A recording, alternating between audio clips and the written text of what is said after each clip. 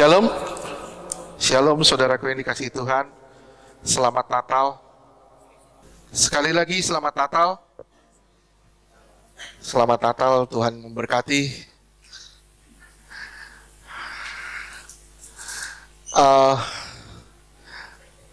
Saya gak akan lama bicara, tapi ingat ya tadi Tuhan bilang apa? Tuhan akan memberi roh yang tidak terbatas selama dia tidak dibatas. Tadi saya mau sedikit kesaksian. Tadi pada waktu kita masuk di dalam penyembahan, saya ada di dalam suatu taman, di mana bunga-bunga di taman itu ikut menari. Sadar gak saudara, ketika saudara masuk di dalam penyembahan, ketika saudara menyembah Tuhan, semua yang ada di surga ikut menyembah. Semua yang ada di surga ikut menari. Ehonya, papil, nggak ada ya? Oke. Kenapa? Ruangannya? Oke. Nggak apa-apa, puji Tuhan, terima kasih. Saudaraku, Tuhan mau nyampein ini, nggak akan lama. Judul khotbah hari ini, Natal adalah totalitas. Kalau Natal tidak totalitas, Natal akan jadi rutinitas. Natal tanpa totalitas akan jadi Natal rutinitas. Dewasa ini banyak orang rayakan Natal tanpa pemahaman yang benar. Makna Natal sudah bergeser, sudah menjadi tradisi. Natal dirayakan dari tahun ke tahun tanpa nilai rohani. Nggak ada nilai rohani. Tapi hanya sebatas seremoni. Semua pekerja sibuk dekor, sibuk latihan. Tapi sepanjang tahun, tidak pernah sibuk untuk pemberesan diri. Sepanjang tahun, tidak pernah sibuk untuk pemberesan diri. Hal ini banyak membuat orang Kristen rayakan Natal dari tahun ke tahun, tapi nggak pernah mengalami perubahan hidup. Sekali lagi saya bilang, nggak pernah mengalami perubahan hidup. Tidak berubah. Dosa jalan terus. Hidup suka-suka juga jalan terus. Saudaraku, saya ulang sekali lagi, Natal bukan seremoni duniawi. Natal bukan seremoni duniawi yang dihiasi dengan lampu, tamborin, dan segala macam. Bahkan catering, makanan-makanan terbaik keluar semua pada saat Natal. Baju-baju terbaik keluar semua pada saat Natal. Tapi Natal sebenarnya seremoni surgawi, di mana surga merayakannya. Surga berpesta pora. Saudara bisa lihat di Lukas 2 ayat 13 sampai 14.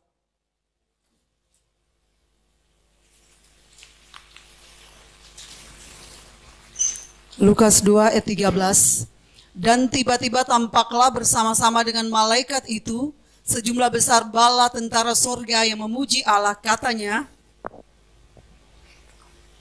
kemuliaan bagi Allah di tempat yang maha tinggi dan damai sejahtera di bumi di antara manusia yang berkenan kepadanya. Saudara lihat di sini, bukan seremoni duniawi, tapi sebenarnya seremoni surgawi.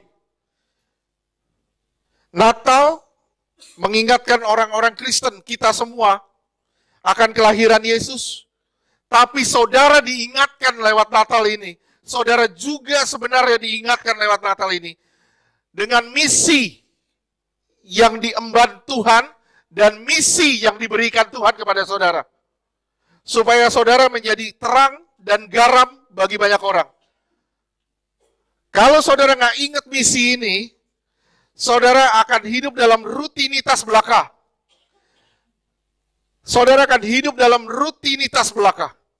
Bahaya luar biasa.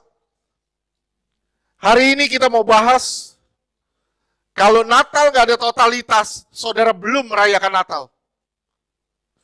Natal tanpa totalitas, saudara belum merayakan Natal. Saudaraku, kita lihat hari-hari terakhir ini, dunia semakin jahat. Termasuk banyak orang Kristen, banyak orang percaya terseret, tambah jahat juga. Dunia membawa dampak yang luar biasa, bukan hanya bagi orang dunia, tapi bagi orang Kristen. Matius 24 ayat 12. Matius 24 ayat 12. Dan karena makin bertambahnya kedurhakaan, maka kasih kebanyakan orang akan menjadi dingin. Kasih kita akan menjadi dingin. Kasih terhadap sesama juga kasih terhadap Tuhan sudah jadi dingin. Ini bahaya, bahaya, benar-benar bahaya. Kita sudah jadi sangat-sangat duniawi. Gereja merayakan Natal dengan sangat duniawi juga. Banyak orang tidak mengasihi Tuhan. Mereka berontak kepada Tuhan. Keduniawian menyeret gereja. Keduniawian jelas menyeret gereja. Gereja menjadi serupa dengan dunia. Itu bahaya. Gereja menjadi serupa dengan dunia. Saudara bisa lihat ya, Korea. Korea itu negara yang dulunya rohani banget. Dulunya itu rohani banget. Tapi begitu masuk ke duniawian, begitu masuk jadi drakor, jadi K-pop. Saudara lihat sekarang Korea. Saudara lihat Korea udah bergeser. Kekristenan sudah bergeser.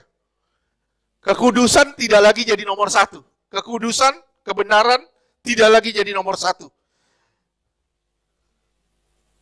Jangan pikir ini nggak terjadi juga di gereja-gereja.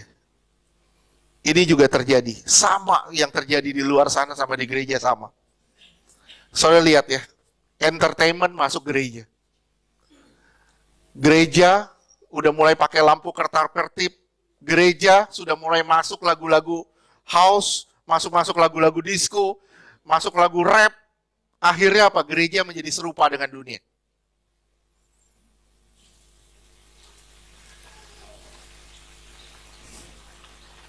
Dengan alasan apa? Supaya bisa menjangkau anak-anak muda, bisa menjangkau dunia malam, orang-orang dunia malam. Enggak begitu caranya. Enggak begitu caranya. Lama-lama nilai-nilai kebenaran itu digeser dengan alasan menjangkau dunia malam. Nggak bisa. Kualitas rohani semakin merosot. Takaran kekudusan juga semakin merosot. Tapi takaran kekudusan Allah tidak pernah merosot. Takaran kekudusan Allah tidak pernah merosot. Dan bagi kita sudah mulai merosot. Yang dulu kita anggap sebagai kebenaran. Mulai mengikuti dengan perkembangan zaman itu bahaya. Kalau kita biarkan ini terjadi, kekristenan kita dalam bahaya. Saudaraku yang dikasihi Tuhan, keadaan-keadaan yang sukar harusnya mendorong orang-orang semakin mendekat pada Tuhan. Jika tidak, kehidupan rohani semakin terpuruk. Kalau keadaan yang mendesak ini nggak membawa kita dekat lagi sama Tuhan, kehidupan rohani kita tambah hari tambah parah. Hal ini membuat kerohanian, kualitas kerohanian jemaat kian surut. Yang menakutkan, paling menakutkan, yang tadinya domba-domba bisa berubah lagi jadi serigala. Yang tadinya domba, penurut, bisa berubah lagi jadi serigala. Lambat laun muncul serigala-serigala di dalam gereja. Hal ini memicu lahirnya, saya tanda kutip. Hal ini memicu lahirnya para Herodes di dalam gereja. Ingat Jumat, waktu Karen khotbah saya bilang apa? Stop menjadi Herodes. Hari ini kita bahas tentang Herodes. Hari ini kita bahas tentang Herodes. Matius 2 ayat 1-3. Matius 2 ayat 1. Sesudah Yesus dilahirkan di Bethlehem di tanah Yudea, pada zaman Raja Herodes, datanglah orang-orang Majus dari timur ke Yerusalem Ya, datang orang Majus dari timur ke Yerusalem. Ayat 2. Matius 2 ayat 2. Dan bertanya-tanya, di manakah dia raja orang Yahudi yang baru dilahirkan itu? Iya, terus? Kami telah melihat bintangnya di timur dan kami datang untuk menyembah dia. Iya, lihat ya. Orang Majus dari timur datang untuk menyembah. Patokannya cuma satu, bintang yang ajaib itu. Terus? Ayat 3. Matius 2 ayat 3. Ketika Raja Herodes mendengar hal itu, terkejutlah ia beserta seluruh Yerusalem. Terkejutlah ia beserta seluruh Yerusalem. Ya, lihat ya. Lihat ayat 4. Apa yang dilakukan Herodes? Apa yang dilakukan Herodes? Matius 2 ayat 4. Maka dikumpulkannyalah semua imam kepala dan ahli Taurat bangsa Yahudi. Lalu dimintanya keterangan dari mereka di mana Mesias akan dilahirkan. Apa yang dilakukan Herodes? Berkumpul. Berkumpul, belajar firman. Dia tunjukin dirinya kalau dia juga mau menyembah Tuhan. Terus ayat berikutnya. Matius 2 ayat 5. Mereka berkata kepadanya, di Bethlehem di tanah Yudea, karena demikianlah ada tertulis dalam kitab Nabi. Terus Matius 2 ayat 6. Dan engkau Bethlehem tanah Yehuda, engkau sekali-sekali bukanlah yang terkecil di antara mereka yang memerintah Yehuda, karena daripadamu lah akan bangkit seorang pemimpin yang akan mengembalakan umatku Israel. iya, terus Matius 2 ayat 7. Lalu dengan diam-diam Herodes memanggil orang-orang Majus itu dan dengan teliti bertanya kepada mereka, bila mana bintang itu nampak. ya. Sampai di sini dulu. Saudara lihat ya, apa yang dilakukan Herodes? Ketika tahu raja itu lahir, apa yang dilakukan?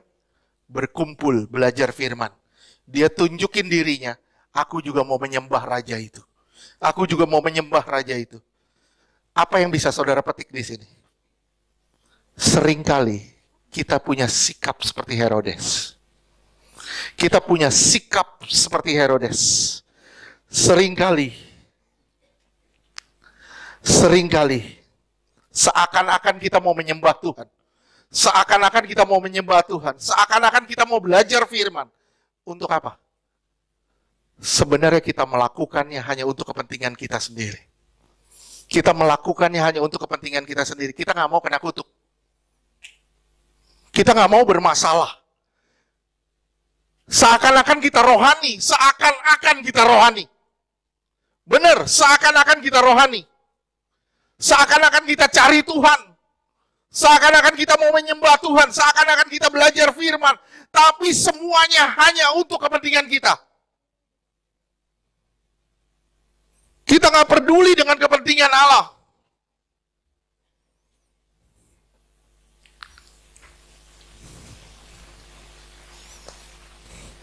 Semuanya kita cari untuk kepentingan kita semua semata. Namun,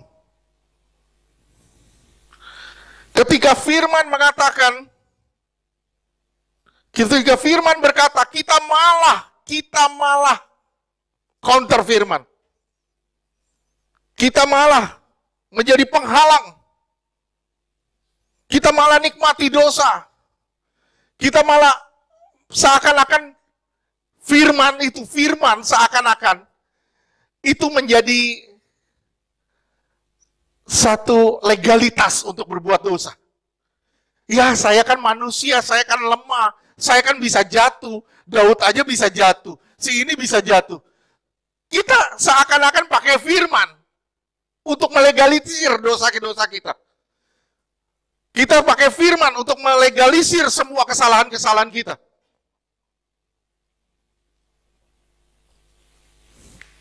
Kadang-kadang kita juga merasa firman itu sebagai penghalang kita untuk menikmati kesalahan. Firman menjadi penghalang kita untuk menikmati dosa-dosa kita. Bahaya luar biasa. Kita sering mencari keselamatan dunia dengan cara-cara yang nampaknya rohani. Sekali lagi saya bilang, kita sering mencari keselamatan dunia dengan cara-cara yang kelihatannya sangat rohani. Ya, kalau saya masuk dalam pelayanan, saya pasti diberkati. Kalau saya memberi persepuluhan, saya pasti diberkati. Kalau saya melayani Tuhan, saya pasti diberkati. Kalau saya masuk dalam pujian penyembahan, saya pasti diberkati. Kalau saya belajar firman, saya pasti diberkati. Tujuannya apa? Daging.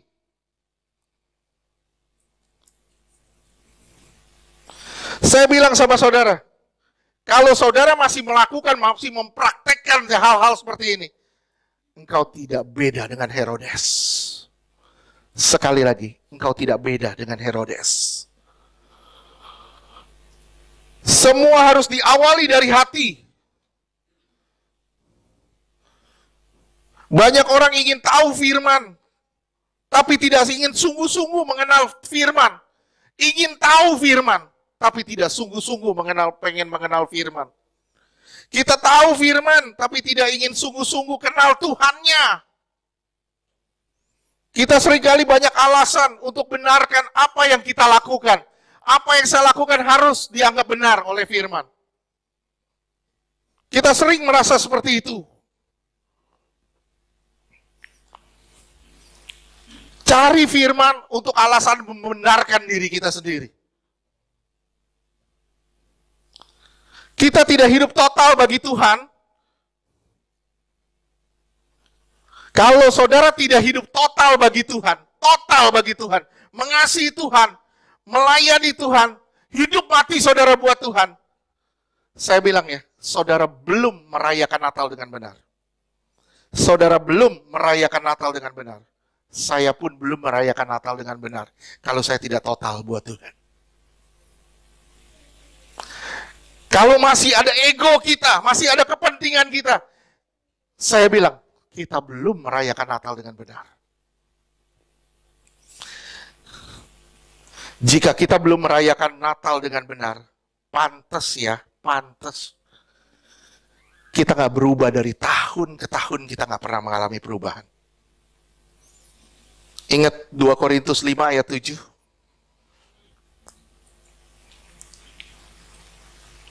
2 Korintus 5 ayat 7. Sebab hidup kami ini adalah hidup karena percaya, bukan karena melihat. Hidup kami adalah hidup karena percaya, bukan karena melihat. Terus? 2 Korintus 5 ayat 8. Tetapi hati kami tabah dan terlebih suka kami beralih dari tubuh ini untuk menetap pada Tuhan. Ya, terus? 2 Korintus 5 ayat 9. Sebab itu juga kami berusaha, baik kami diam di dalam tubuh ini, maupun kami diam di luarnya, supaya kami berkenan kepadanya. Iya, lihat apa yang Paulus katakan. Kalau kami diam di tubuh ini atau di luarnya, kami berusaha hidup berkenan kepada Tuhan. Artinya apa? Dia mengejar Tuhan dengan benar. Dia mencari Tuhan dengan benar. Akhirnya hidupnya mengalami perubahan demi perubahan. Ingat, saya selalu berkata sama saudara, kalau saudara mau punya hidup yang baru, yang lama harus berlalu dulu. Kalau yang lama dipertahankan, engkau nggak pernah mengalami hidup baru. Engkau nggak pernah mengalami hidup baru kalau yang lama terus dipertahankan. Sifat dan karakter lama terus dipertahankan. Sorry, saya bilang, engkau nggak pernah ngalamin perubahan sampai kapanpun.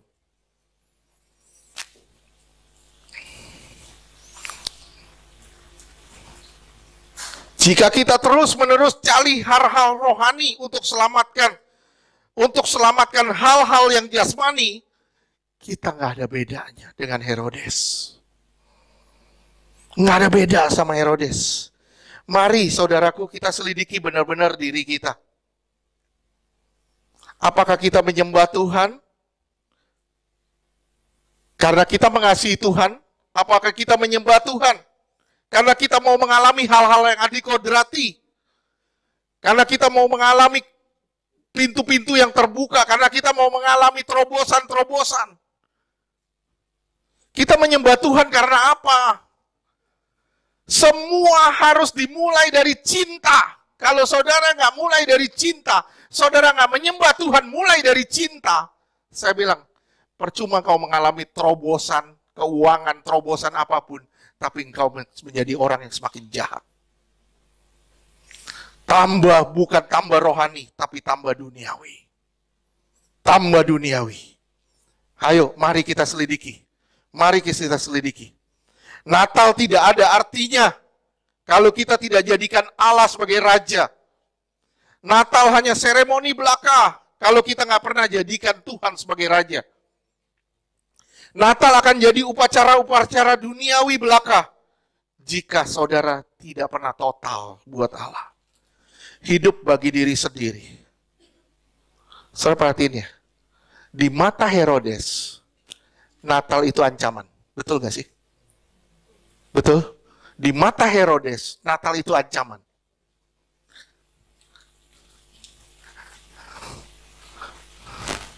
Banyak orang suka Natal untuk kumpul-kumpul, pesta. Tapi kalau nggak mau jadikan Tuhan Raja dalam hidupnya, percuma. Herodes itu namanya. Anda tidak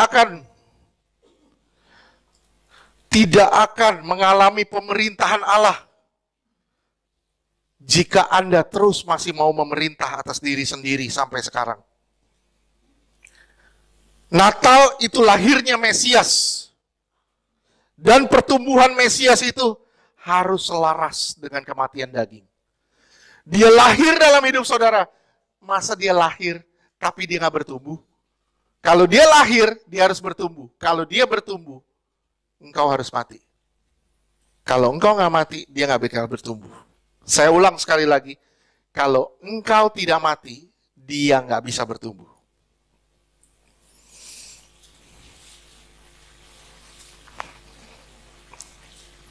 Kalau saya tanya sama saudara, bagaimana kita tahu kita seperti Herodes? Saudara, kalau saya tanya, saya juga tanya sama diri saya, bagaimana kita tahu kita tidak seperti, kalau kita seperti Herodes? Gampang jawabnya, gampang sekali. Jika kita hidup berdasarkan keinginan kita, apa yang kita inginkan harus kita dapat. Saya bilang sama saudara, kita lakukan seperti apa yang kita mau, bukan yang Tuhan mau. Kita sama dengan Herodes. Dia mau menjadi raja. Tuhan mau menjadi raja. Dia pun mempertahankan kerajaannya. Herodes pun mempertahankan kerajaannya. Saudara Tuhan mau menjadi raja atas hidup saudara. Saudara tidak mau menjadikan dia raja. Saudara hidup suka-suka. Saya bilang, kita nggak beda sama Herodes. Kita mencari Tuhan hanya untuk kepentingan kita. Kita nggak beda sama Herodes. Kita mencari Tuhan hanya untuk kebutuhan-kebutuhan kita. Kita nggak beda sama Herodes. Kita menyembah Tuhan hanya untuk keuntungan kita. Kita nggak beda sama Herodes.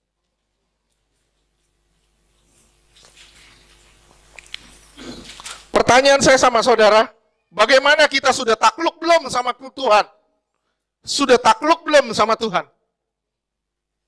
Banyak orang merayakan Natal dengan cara yang sangat dangkal. Sangat dangkal.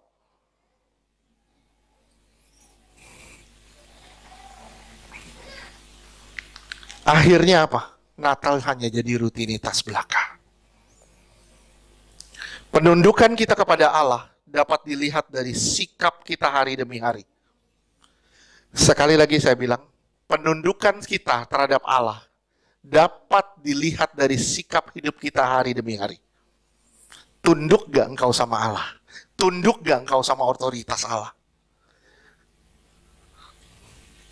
Berapa jam saudara bangun hubungan sama Tuhan?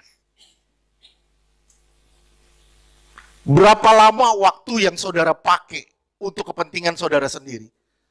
Dan berapa lama waktu yang saudara pakai untuk mencari Tuhan?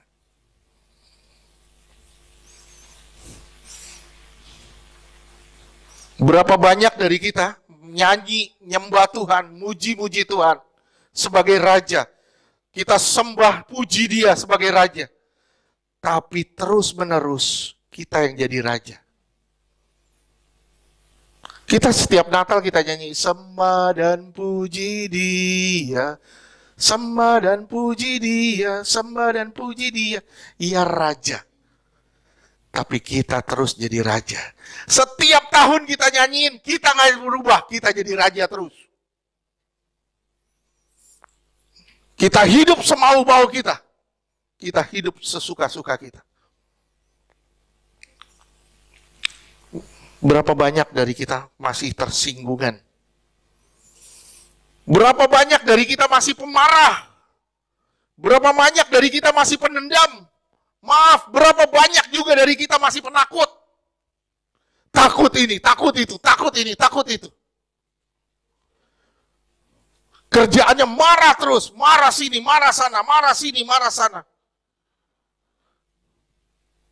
Ngomel terus, ngomel terus, ngomel terus. Saya bilang, bertahun-tahun kita ngomel, gak berubah-berubah. Saya bilang, you ngerayain Natal percuma. You gak ngerti apa arti Natal. Ngelihat semuanya serba salah, semua dimarahin, semua dimarahin, semua dimarahin. Saya bilang, you belum merayakan kelahiran Yesus. Kenapa Yesus belum lahir dalam dirimu?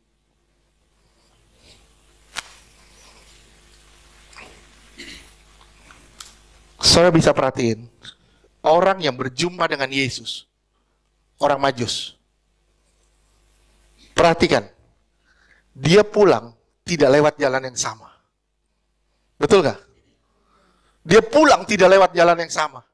Kita berjumpa Yesus, kita mengaku berjumpa Yesus, baru keluar marah lagi.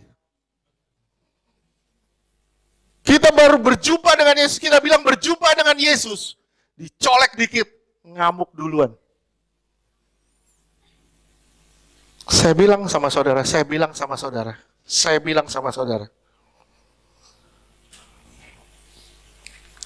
kita belum menjadikan dia Raja. Kita terus dendam, kita terus takut dengan berbagai hal, khawatir, panik. Di mana kita menjadikan dia Raja?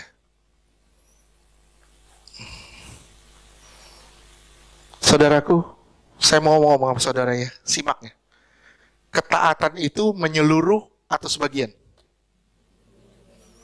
Menyeluruh atau sebagian? Menyeluruh ya. Saudara bilang menyeluruh ya. Berarti satu ketidaktaatan, saudara akan dicap sebagai orang yang taat. Betul gak sih? Saya orang yang taat berlalu lintas. Saya taat berlalu lintas. Tiap lampu merah saya berhenti. Tiap lampu merah saya berhenti. Satu kali lampu merah saya terobos. Saya kena cap apa? Saya orang yang tidak taat berlalu lintas.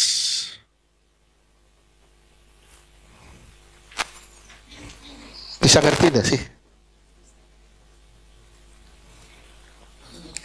Ketidaktaatan itu menyeluruh. Ketaatan itu menyeluruh. Satu ketidaktaatan, kita akan dicap sebagai orang tidak taat. Ketaatan lahir dari totalitas. Dia Raja, bukan kita yang Raja. Saya bilang ya, kalau dengar begini, Natal jadi sesuatu yang tidak menyenangkan. Kenapa? Karena masih ada Herodes dalam diri kita. Natal akan jadi ancaman buat kita.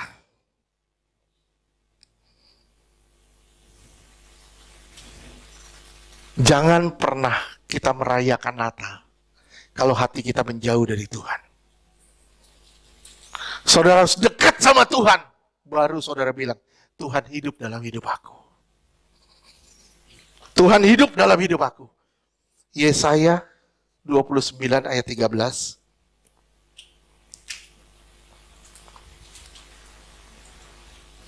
Yesaya 29 ayat 13. Dan Tuhan telah berfirman, oleh karena bangsa ini datang mendekat dengan mulutnya dan memuliakan aku dengan bibirnya. Lihat ya, padahal percuma pujian penyembahan.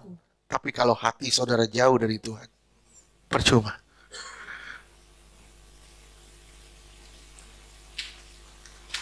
Apa artinya Natal? Kalau sekedar rutinitas. Akhirnya jadi seremoni semua kok. Semua jadi seremoni.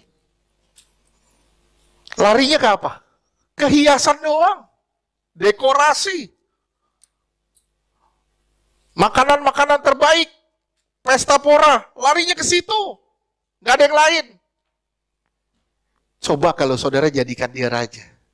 Saya bilang ya, hidupmu benar-benar jadi pohon terang. Hidupmu memancarkan terang. Saya bilang mungkin kalau sampai tahun depan kita rayakan Natal, mungkin tidak ada lagi pohon terang. Kenapa? Karena kita yang sudah jadi terangnya. Kita yang sudah jadi terangnya. Saya di rumah sudah beberapa tahun tidak ada pohon terang. Tidak ada pohon terang di rumah. Sampai kadang-kadang bilang kepengen. Kenapa? Tapi Tuhan bilang tidak. Tidak. Kenapa? Karena kita yang harus jadi terangnya. Kita yang harus jadi terangnya. Hati-hati ya. Jangan sampai kita nggak tunduk sama Tuhan. Kita pelayanan, kita percaya sama Tuhan, tapi kita nggak pernah tunduk sama Tuhan. Jangan sampai kita pun terbuang. Tuhan bilang apa? Aku nggak kenal kamu. Aku nggak kenal kamu. Pertanyaan saya sekarang, apakah saudara masih emosional? Masih pemarah? Saya bilang sama saudara, hati-hati. Firman Tuhan di Matius 5 ayat 22, pemarah sama dengan pembunuh. Saya bilang sama saudara, Matius 5 ayat 22, pemarah sama dengan pembunuh. Gimana Pak, saya jadi pembunuh? Lihat, kalau engkau marah, ucapanmu itu membunuh karakter orang. Ucapanmu membunuh karakter orang. Begitu kita marah, bego lo. Nah, itu bunuh orang. Mulut kita itu setajam silet. Lebih tajam dari pisau yang paling tajam. Munculnya dari mana? Munculnya dari mana? Hati kita yang jahat. Kalau hati kita jahat, mulut kita tuh tajam. Berapa kali saya bilang sama saudara, kalau saudara masih terus ngomel, marah-marah terus, saya bilang, mulutmu belum ditebus. Belum ngalamin penebusan. Hati-hati ya. Markus 8 ayat 15.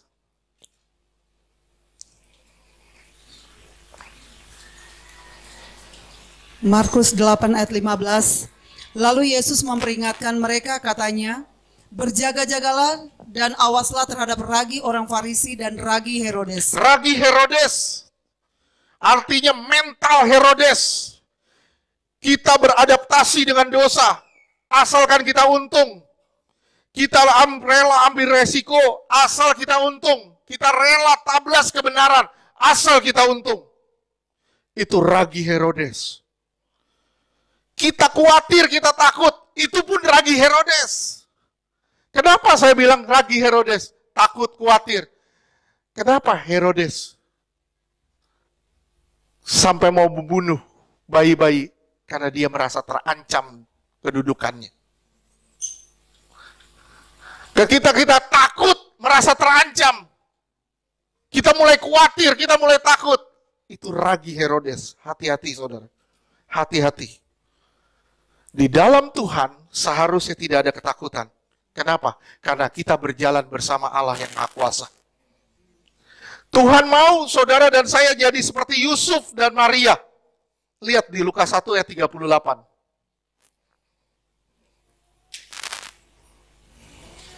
Lukas 1 ayat 38, kata Maria, sesungguhnya aku ini adalah hamba Tuhan. Jadilah padaku menurut perkataanmu itu. Lihat Lalu ya. malaikat itu meninggalkan dia. Lihat, saudara perhatikan. Maria. Saya bilang ini orang yang luar biasa. Kenapa saya bilang gitu? Lihat ya, perhatikan nih. Kalau saudara jadi Maria, hidup di zaman itu. Saudara jadi Maria, hidup di zaman Taurat. Di mana orang yang berzina itu harus dihukum mati. Terus ini hamil di luar pernikahan. Nggak tahu bapaknya siapa. Berani dah? Nggak mudah loh. Benar-benar nggak mudah. Dia harus nanggung beban mental yang luar biasa. Tapi dia bilang apa? Jadilah sesuai perkataanmu. Karena aku ini hanya seorang hamba. Aku hanya seorang hamba. Yusuf, saudara lihat. Matius 1 ayat 19.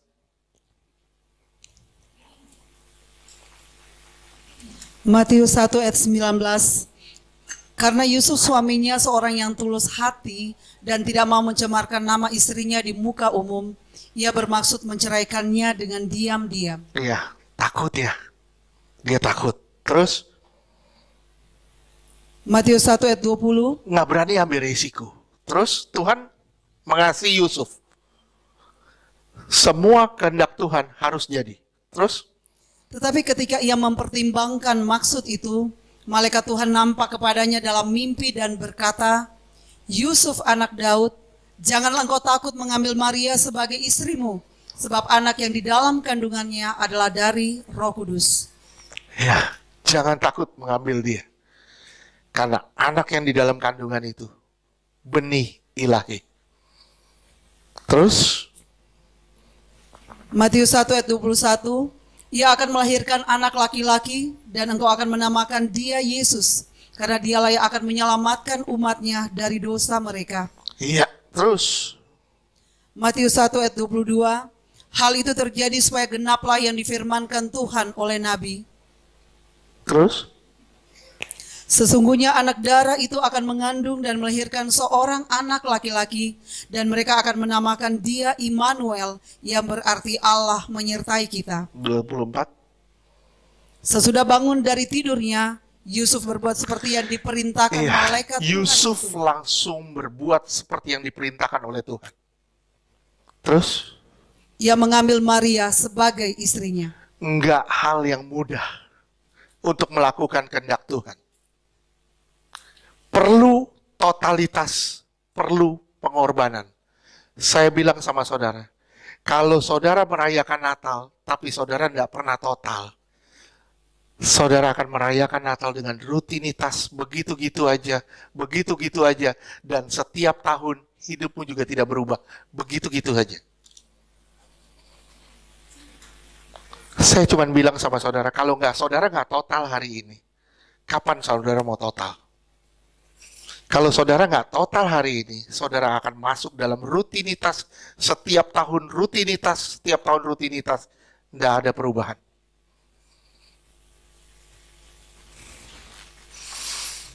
Sungut-sungut jalan terus, dendam jalan terus, marah jalan terus. Di mana perubahanmu?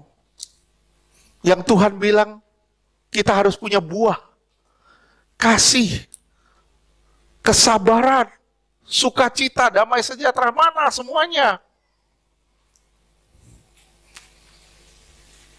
Kita merayakan Natal. Berapa tahun kita sudah merayakan Natal? Berapa tahun? Kita sudah merayakan Natal. Bagaimana perubahan kita? Saya tanya sama saudara, apakah masih ada Herodes di dalam kita? Kalau iya, saya bilang, kapan kita singkirin si Herodes ini? Supaya Yesus yang berdaulat di dalam kita. Selama ada Herodes, saya udah ngomong ya, dengar ya, simak baik-baik ya. Selama ada Herodes, Yesus tidak pernah berdaulat. Selama ada Herodes, Yesus tidak pernah berdaulat. Matiin dulu Herodes, baru Yesus bisa berkuasa dalammu. Dan baru engkau bisa dijemput sebagai mempelai yang suci, kudus, tanpa cacat, tanpa celah. Amin. Itu aja. Tuhan berkati.